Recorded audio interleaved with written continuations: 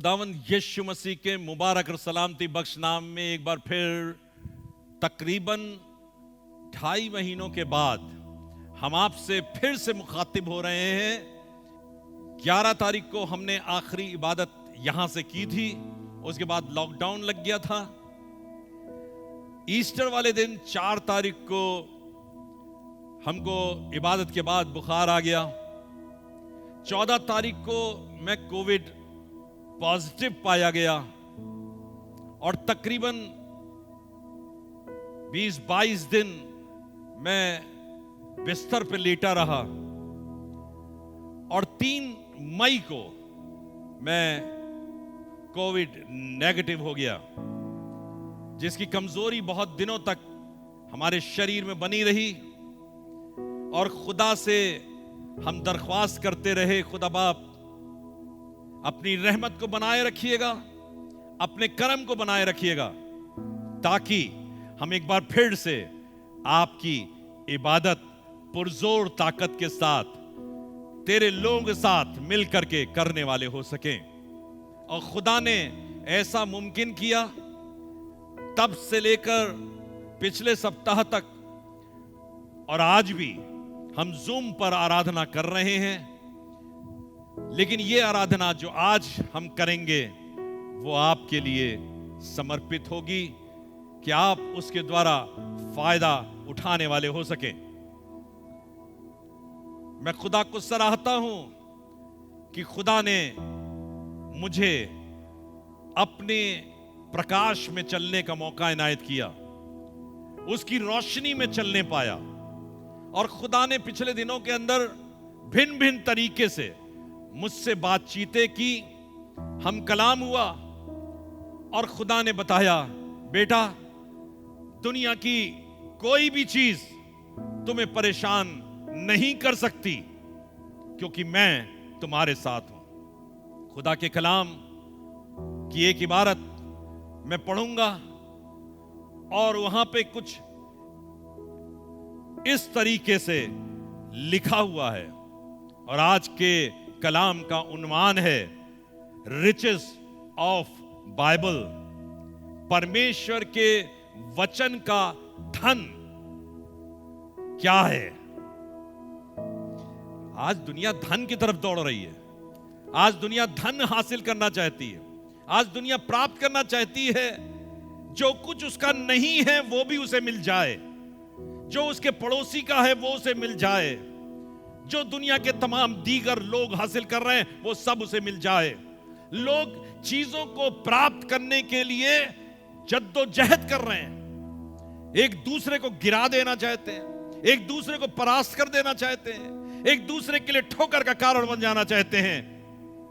लेकिन आपको बताना चाहता हूं, परमेश्वर का धन प्राप्त कीजिए जो सब मनुष्यों के लिए बाइफरात है, जो सब मनुष्यों को बाइफरात खुदा देना चाहता है। पौलुस रसूल इस धन की बाबत रोमियो की पत्री और उसके 11वें अध्याय के 33वें से 36वें पद तक कुछ इस प्रकार से बयान करते हैं, और इसकी शुरुआत ही कुछ बड़ी अजीब सी है। ये ऐसी अजीब है जैसा हम अगर किसी अचरज वाली जगह में चले जाएं, एक ऐसी रौनकदार जगह पे चले जाएं जिसका हमने गुमान भी ना किया हो, उसकी खूबसूरती को हम समझ भी ना पाए हो, तो जाकर ऐसी वादियों में, ऐसे घर के माहौल के अंदर अनायास ही हमारी जुबान से निकल जाता है, आहा आहा क्या बात है। अपने जुबान से, अपने शब्दों से, अपनी दिल की गहराई से मनुष्य कहता है, आहा क्या बात है, कैसे माहौल में आ गया, कैसी जगह में आ गया, कैसी परिस्थितियों में आ गया। मैंने तो इसके बारे में सोचा भी नहीं था। पौलुस रसूल जब रोमियो को इस पत्री को लिख रहा है तो कह रहा आहा, क्योंकि पौलुस उस बड़ी बात को समझ गया जो खुदा उसे बताना चाहता था। लिखा है, आहा परमेश्वर का धन, परमेश्वर का धन बुद्धि और ज्ञान, परमेश्वर का धन है। उसको समझ में आ गया परमेश्वर के पास धन पाया जाता है, परमेश्वर की दौलत है, परमेश्वर का खजाना है। आज हम भी तो दौलत बटोर रहे हैं, आज हम भी तो खजाने की तरफ दौड़ रहे हैं, नौकरियों को करते हैं, मेहनत को करते हैं, परेशानियों को झेलते हैं। किस लिए? अपनी तिजोरियों को धन से भर लें, अपने बैंक को धन से भर लें, दौलत से भर दें। लेकिन इस दौलत के बारे में खुदा का कलाम क्या कहता है? दुनिया के धन को मत बटोरना जहां पर कीड़ा लगता है, जहां पर काई लग जाती, कीड़ा खा जाता है। 40 साल 50 साल धन को बटोरा, 40 साल 50 साल 60 साल 100 साल इस धन के पीछे दौड़ते रहे, इसको प्राप्त करने की इच्छा करते रहे, इसके लिए मेहनत जाफिशानी के साथ करते रहे। रात को रात न समझा, दिन को दिन नहीं समझा, धन बटोर रहे थे, धन बटोर रहे थे। कीड़ा लग गया। कैसे कीड़ा लग गया? बीमार पड़ गए, अस्पताल जाने की नौबत आई। डॉक्टर ने कहा 5 लाख रुपए जमा कर दीजिए। क्या हुआ? 5 लाख रुपए घर में जमा करने में, बैंक में जमा करने में हमको 10 साल लग गए थे। डॉक्टर ने कहा 5 लाख जमा कर दीजिए, तब एडमिशन मिल जाएगा, आपके लिए इलाज की व्यवस्था है, ऑक्सीजन दी जाएगी, आपको ढेर सारे महंगे इंजेक्शन लगाए जाएंगे। नहीं मालूम अंदर क्या होगा। इस धन को बटोरा था, काई लग गई। इस धन को बटोरा था, इसको कीड़ा खा गया। जरा देर के अंदर 10 लाख 20 लाख खर्च हो गए। बड़ी मेहनतों के साथ बटोरा हुआ धन जाता रहा। लेकिन पौलुस रसूल कहता है, बेटा इसके पीछे दौड़ने की जरूरत नहीं है, इन चीजों को हासिल करने की जरूरत नहीं है। तुमको हासिल अगर करना ही है तो मेरे धन को हासिल करो, परमेश्वरी धन को हासिल करो। और वो धन कुछ और नहीं, वो बुद्धि और वो ज्ञान है। वो बुद्धि, वो ज्ञान है, वो नॉलेज, वो विजडम है। परमेश्वर ने अपनी बुद्धि के द्वारा, अपने ज्ञान के द्वारा, अपने इस धन के द्वारा इस सृष्टि की रचना कर दी जहां पर कुछ नहीं था। हम तो ऐसे धन के द्वारा क्रियाशील होते हैं जो धन की चीजें दिखती हैं, जो वकू में होती हैं, जो इस दुनिया में पाई जाती हैं, जिनको हम हाथ से छू सकते हैं। लेकिन खुदा तो ऐसा धन रखता है जहां पर कुछ नहीं होता, वहां पर वो सब कुछ बना देने की क्षमता रखता है। खुदा ने तो जुबान से कह दिया ऐसा हो जा, वैसा हो गया। खुदा ने कह दिया जमीन और आसमान अपनी जगह को ले लें, ऐसा हो गया। चिड़िए, जलचर, जमीन पर दौड़ने वाले जानवर बन जाएं, हो गया। जमीन अपने जिन्स के अनुसार तमाम पौधों को रखे, वो हो गया। है कहीं ऐसा धन? है किसी के पास ऐसा धन? हां, खुदा के पास है, यथा है। इसकी गहराई का पता नहीं लग सकता। जैसे समुद्र की गहराई वैज्ञानिक सैकड़ों साल होने के बाद, खोज करने के बाद पता नहीं लगा पाए आज भी समुद्र की गहराई कितनी है, समुद्र की चौड़ाई कितनी है, हमें पता नहीं चलता। लेकिन हम इस अचरज चीजों को देखकर कहते हैं आहा। जिसको खुदा अपनी बुद्धि, अपने ज्ञान को दे दे, वो कहेगा आहा। और यहां पे लिखा हुआ है, पौलुस कह रहा आहा, परमेश्वर तेरा बुद्धि, तेरा ज्ञान कितना अथाह है। और आगे लिखा है उसके मार्ग कैसे अगम है, अनसर्चेबल। दुनिया के वैज्ञानिकों, दुनिया के तमाम इंजीनियर्स, दुनिया के तमाम आलिम और फाजिल लोगों, मैं कहना चाहता हूं तुम कितनी भी कोशिश कर लो, तुम्हें पता नहीं चल पाएगा क्या है। तुम एक चीज ढूंढते हो, उसके बाद दूसरी निकल आती है। अभी कोरोना वायरस आया, पता नहीं था क्या होगा। अरे ये तो अल्फा, बीटा, गामा, डेल्टा क्या होता चला जा रहा है, और आगे पता नहीं क्या होगा। खुदा को मालूम है, खुदा के पास ज्ञान है, और इस खुदा के ज्ञान को ढूंढो, खुदा के ज्ञान को प्राप्त करने की कोशिश करो। वचन संहिता, नीति वचन की पुस्तक और भिन्न भिन्न जगहों के ऊपर बार बार इसकी शिक्षा दी जाती है, काश के परमेश्वरी ज्ञान को, परमेश्वरी शिक्षा को हम प्राप्त करने की कोशिश करें।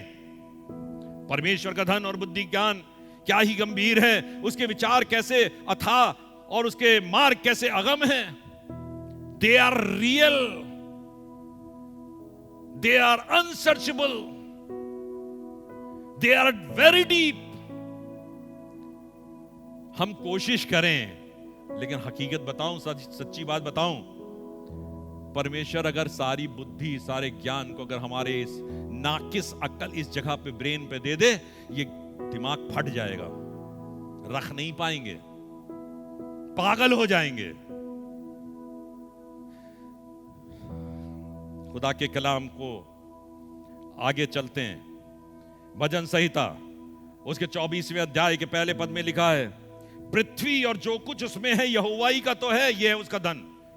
पृथ्वी, जमीन दिख रही है, लोग कह रहे हैं ये तो लैंड टेरिटरी है, ये तो हमारे देश की है, ये तुम्हारे देश की है, ये उसके देश की है। परमेश्वर कह रहा, बेटा ये तो मेरा है। पृथ्वी और जो कुछ उसमें है, काश कि ये बुद्धि, ये समझ, ये दानिश, ये हौसला हमें और आपको मिले कि आप कहें कि पृथ्वी और उसका धन मेरा है, जैसे खुदा कहता है। और लिखा है, जगत और उसमें के निवास करने वाले भी, हम और आप भी खुदा के ही हैं। व्यवस्था विवरण की पुस्तक उसके 10वें अध्याय के 14वें पद में लिखा है, सुन, स्वर्ग और सबसे ऊंचा स्वर्ग भी कई कैटेगरी में, कई स्थल हैं उसके, कई लेयर्स हैं। सुन, स्वर्ग और सबसे ऊंचा स्वर्ग भी मेरे ही हैं। परमेश्वर कह रहा है वो सब परमेश्वर यहोवा ही का है। और क्या रह गया इस दुनिया के अंदर? हम इतनी चीजों को देख रहे हैं, ये सब परमेश्वर का है। और परमेश्वर कह रहा उसमें रहने वाले लोग भी मेरे ही हैं। जब परमेश्वर के ही हम हैं, तो परमेश्वर की बुद्धि और परमेश्वर का ज्ञान हमारा है। काश के इतनी समझ हमें हासिल हो कि हम खुदा की बुद्धि और ज्ञान को अपने जीवन में रखने वाले हो सके, उसको प्राप्त करने की तमन्ना परमेश्वर के सामने प्रस्तुत करने वाले हो सके। सुलेमान इस बात को समझ गया। सुलेमान को राज्य मिला, दाऊद का बेटा सुलेमान था, उसको राज्य मिला, ढेर सारे लोग मिले जिनके ऊपर वो सत्ता स्थापित कर पाए। लेकिन सुलेमान खुदा के सामने सरनिगू हो गया। उसने कहा, खुदा बाप, मेरी बिसात नहीं कि मैं इनके ऊपर राज कर पाऊं, ये तो मैं तेरा एहसानमंद हूं कि तूने मुझे इस लायक समझा कि मैं इनका राजा बनूं, लेकिन मैं इनका न्याय नहीं कर सकता, मैं इनका इंसाफ नहीं कर सकता, मेरे पास बुद्धि की कमी है। खुदा तो चाहता था, सुलेमान मांग ले, तो क्या मांगेगा? खुदा ने सोचा अब ये मांगेगा, इस दुनिया की धन दे दो, इस दुनिया की दौलत दे दो, इस दुनिया की इज्जत दे दो, इस मेरे राज की टेरिटरी बढ़ा दो, मेरे राज के लोग मेरे सामने सरनिगू हो जाएं। लेकिन सुलेमान बहुत बुद्धिमान हो गया था। उसने समझ लिया कि इन सब चीज से काम नहीं चलेगा। उसने खुदा से कहा, मुझे बुद्धि दे दे ताकि मैं इन लोगों का न्याय कर सकूं। यहां लिखा हुआ है खुदा के कलाम के अंदर, दूसरा इतिहास उसके पहले अध्याय के 11वें और 12वें पद के अंदर, परमेश्वर ने सुलेमान से कहा, तेरी जो ऐसी ही मनसा हुई, अर्थात तूने ना तो धन संपत्ति मांगी, ना ऐश्वर्य, ना अपने बैरियों का प्राण, ना अपनी दीर्घायु मानी, केवल बुद्धि और ज्ञान का वर मांगा है, जिससे तू मेरी प्रजा का, जिसके ऊपर मैंने तुझे राजा मुकर्रर किया है, न्याय कर सके। इस कारण बुद्धि और ज्ञान तुझे दिया जाता है, बुद्धि और ज्ञान दिया जाता है, क्योंकि ये बुद्धि और ज्ञान तो यहोवा का है। लोग किताबों से मांग रहे हैं, लोग इधर उधर भटक रहे हैं, उनसे मांग रहे हैं। बड़े बड़े ज्ञानी लोगों को बना लिया है, इसके पास ज्ञान है, इसके पास बुद्धि है। लेकिन सुलेमान समझ गया ये बुद्धि और ज्ञान तो यहोवा का है। इस कारण बुद्धि और ज्ञान तुझे दिया जाता है, और मैं तुझे इतना धन संपत्ति और ऐश्वर्य दूंगा जितना ना तो तुझसे पहले किसी राजा को मिला और ना तेरे बाद किसी राजा को मिलेगा। क्योंकि खुदा कहता है, ये पृथ्वी, ये स्वर्ग और इसमें का सारा धन, इसमें सारे लोग मेरे हैं। सुलेमान समझ गया। उसने कहा ठीक है खुदा बाप, तूने बता दिया ये सब ये तेरे लोग हैं, और जो तेरा है वो मेरा है। मुझे बता, मुझे दे, मुझे बुद्धि दे, मुझे ज्ञान दे। मैं तेरे ज्ञान को अपने जीवन में हासिल करना चाहता हूं। खुदा के कलाम में लिखा हुआ है, और आगे चलते हैं। जब किसी मनुष्य की शादी की जाती है,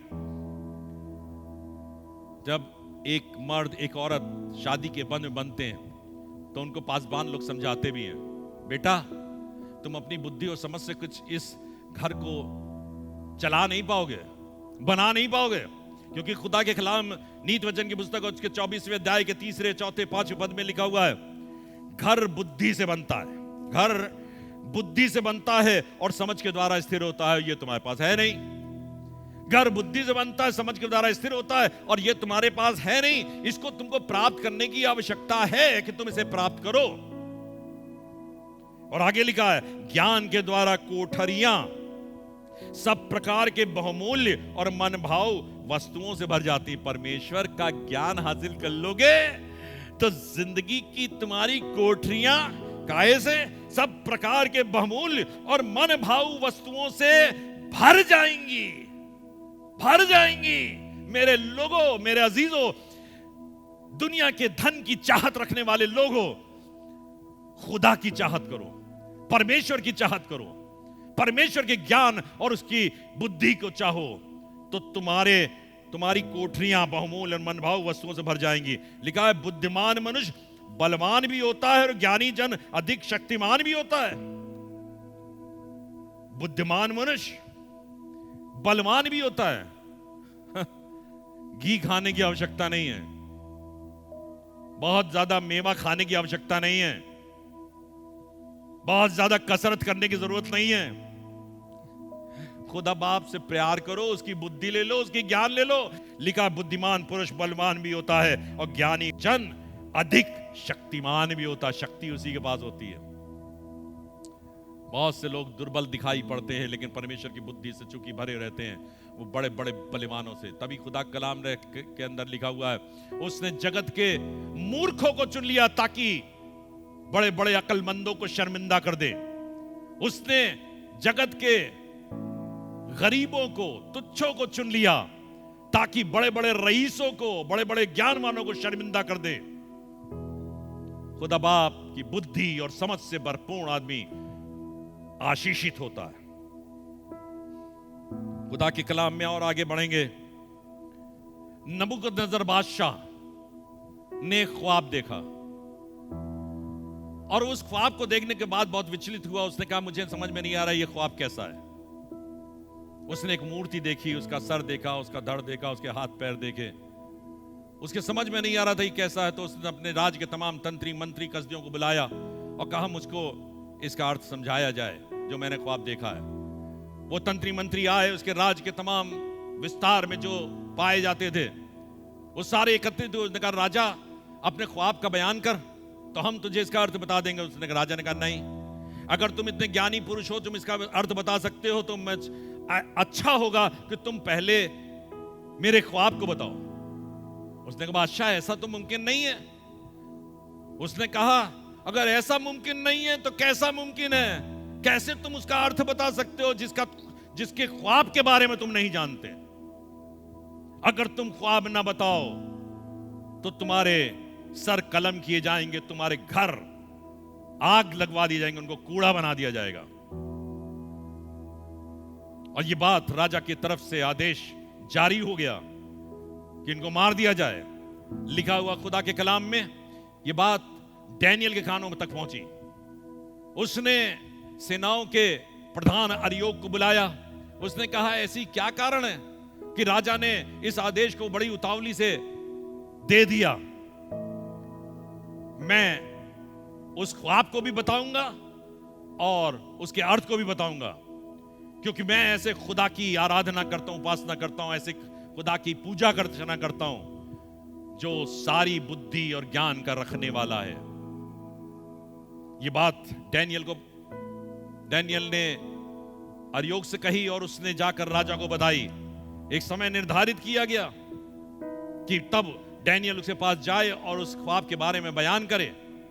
डैनियल ने अपने हम खिदमत गुजारों को बुलाया, यानी शद्रक मिशक अबेदनगो को, और उनसे कहा मेरे लिए प्रार्थना करो, मेरे लिए दुआ करो, ताकि जो ख्वाब नबूकदनेस्सर बादशाह ने देखा है वो मैं बता सकूं, मेरा खुदा मुझ पर जाहिर करे।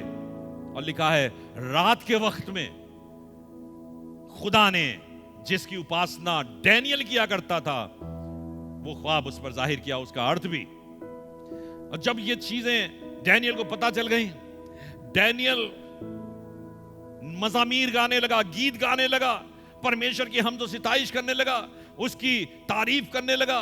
और उसने ये बात लिखा हुआ है डैनियल नबी की पुस्तक उसके दूसरे अध्याय के 20वें पद से लेकर 23वें पद तक, और यहां लिखा है परमेश्वर का नाम युगा युग धन्य है। उसने जल्दी में जाकर राजा को सारी बातें बताई नहीं, अपने दोस्तों को नहीं बताई, लेकिन जिस खुदा ने उसको ये ताबीर दी थी सबसे पहले उसको कहा तू धन्य है, क्योंकि बुद्धि और पराक्रम उसी का है, समयों और ऋतुओं को वही पलटता है, राजाओं का अस्त और उदय भी वही करता है, बुद्धिमानों को बुद्धि और समझ वालों को समझ भी वही देता है, वही गूढ़ और गुप्त बातों को प्रकट करता है। वो जानता है कि अंधियारे में क्या है और उसके संग सदा प्रकाश बना रहता है। वो उसे मालूम है अंधियारे में क्या है, हमें नहीं मालूम। बड़े बड़े आलिम और फाजिल लोगों को, बड़े बड़े इंजीनियर्स को, बड़े बड़े साइंटिस्ट वैदों को नहीं मालूम। आज कोरोना की दवाई ढूंढने के लिए सबकी अक्लें नाकिस साबित हुई हैं। ये कोरोना रूप बदलता चला जा रहा, रूप बदल रहा, कुछ नहीं मालूम। लोग अंधकार के अंदर अपने हाथ को मार रहे हैं, कभी वो अल्फा कहता है, कभी वो बीटा कहता है, कभी गामा कहता है, और डेल्टा कह रहा है, फिर डेल्टा प्लस कह रहा है। नहीं मालूम क्या है, कल क्या रूप होगा नहीं मालूम। लेकिन डैनियल को पता चल गया, अरे खुदा तू अंधियारे में की बातों को जानता है, क्योंकि तेरे साथ प्रकाश सदा बना रहता है, तेरे साथ प्रकाश सदा बना रहता है। तू प्रकाश का परमेश्वर है, तू ज्योति का परमेश्वर है। तेरे लिए अंधियारा अंधियारा नहीं, वो तो उजियारे के समान उज्जवल है। अंधियारा उजियारे के समान उज्जवल है। ऐ अंधियारे, तुम्हारा परमेश्वर के सन्मुख कोई काम नहीं। आगे लिखा है, हे मेरे पूर्वजों के परमेश्वर, मैं तेरा धन्यवाद और स्तुति करता हूं। हमको किताब मुकद्दस की इन बातों को समझने और इनके अनुसार क्रियाशील होने की आवश्यकता है। हम परमेश्वर की बुद्धि और ज्ञान को हासिल करने के यत्न और प्रयत्न करें और परमेश्वर से कहें, आए खुदा तू दे सुलेमान की तरह। उसका एक अंश भी मिल जाएगा ना, हमारी जिंदगी सफल हो जाएगी। वरना हमारे 40 साल, 50 साल, 60 साल, 100 साल इसको ढूंढने में बर्बाद हो जाते हैं और कुछ भी हासिल नहीं कर पाते। लेकिन खुदा से प्यार करने वाले लोग, और जब खुदा से हासिल कर लेते हैं, उनकी जिंदगियां संवर जाती हैं, उनकी जिंदगियां खूबसूरत बन जाती हैं। आपकी जिंदगी खूबसूरत बन जाएगी अगर से आप परमेश्वर की बुद्धि और परमेश्वर के ज्ञान को हासिल कर लें। और ये आपसे दूर नहीं, परमेश्वर वचन कहता है ये तुमसे दूर नहीं है। परमेश्वर अपने प्रियों को सब कुछ देना चाहता है। हे परमेश्वर, मैं तेरा धन्यवाद और स्तुति करता हूं, क्योंकि तूने मुझे बुद्धि और शक्ति दी है, और जिस भेद का खुलना हम लोगों ने तुझसे मांगा था उसे तूने मुझ पर प्रकट किया है। तूने हमको राजा की बात बताई है। अरे राजा की बात कौन जान सकता है? अरे राजा की बात तो राजा ही जानता है। लेकिन यहां वो है जो राजाओं का राजा और प्रभुओं का प्रभु है, वो उसे जानता है, वो सब बातें जानता है। परमेश्वर की बुद्धि हासिल करने वाले लोग ज्ञानवान हो जाते हैं, बुद्धिमान हो जाते हैं। उनके लिए अंधकार अंधकार नहीं रहता, उनके लिए सब जगह ज्योति होती है। उनके लिए निराशा नहीं, आशा ही आशा होती है। और सबसे आखिर बात बताकर खत्म करूंगा। खुदा के कलाम में इफिसियों की पत्री और उसके पहले अध्याय के 7वें पद में लिखा हुआ है, हमको उसमें उसके लहू के द्वारा ये बुद्धि बताया जाता है, बुद्धि के द्वारा बताया जाता है। क्या? हमको उसमें उसके लहू के द्वारा छुटकारा। दुनिया का ज्ञान, दुनिया की बुद्धि से बेवकूफी समझेगी, लेकिन छुटकारा चाहिए, अपने गुनाहों से छुटकारा चाहिए। एक पैर पे खड़े होने की आवश्यकता नहीं, एक काम करने की जरूरत है, परमेश्वर के पास आ जाइए, प्रभु यीशु मसीह के पास आ जाइए। वो देगा बुद्धि, वो देगा ज्ञान, वो देगा जलाल, वो देगा अजमत, वो देगा इज्जत, वो देगा शक्ति, वो देगा बल। वो निराशा में आशा है। हमको उसमें उसके लहू के द्वारा छुटकारा मिला। कौन छुटकारा देगा? हमारे गुनाहों से निजात कौन देगा? एक है जो आज से 2021 साल पहले कोहे कैलवरी पर सलीब पर मारा गया, गाड़ा गया और तीसरे दिन मृतकों में से जी उठा। उसका लहू हमें छुटकारा देता है।